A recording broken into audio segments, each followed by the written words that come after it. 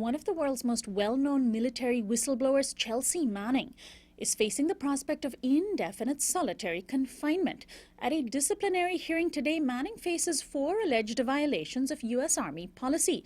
They include keeping a tube of toothpaste past its expiry date and owning a copy of Vanity Fair, the issue featuring Caitlyn Jenner on the cover.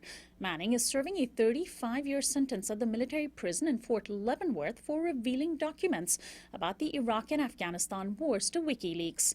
A day after she was sentenced, she announced her decision to transition from male, when she was known as Bradley Manning, to female. The group Fight for the Future has launched a petition against putting her in solitary confinement. As of this interview, well over 100,000 people have signed it. And one of the organizers behind the petition is my guest, Evan Greer. She's a campaign director at Fight for the Future. Welcome to Uprising, Evan. Hi, thanks for having me on. Thanks so much for joining us. Now, where do you think this is coming from? Why would Chelsea Manning be targeted for a disciplinary hearing over such trivial issues like having a magazine in her possession and letting a toothpaste expire by like a few months? It expired in like April. You know, I wish that I could say that I was totally shocked by these new charges. But what the military is doing to Chelsea right now is basically par for the course.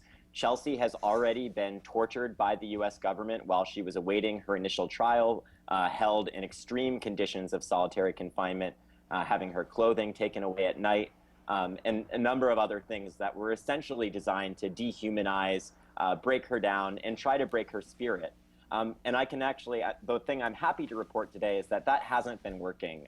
Supporters have been talking to Chelsea on a regular basis. She's very strong. And while she is facing these new charges, and they do seem to be an attempt to silence her voice, I don't think that that's going to work. Chelsea has a strong voice, and she deserves to be able to speak out and have the freedom to do so.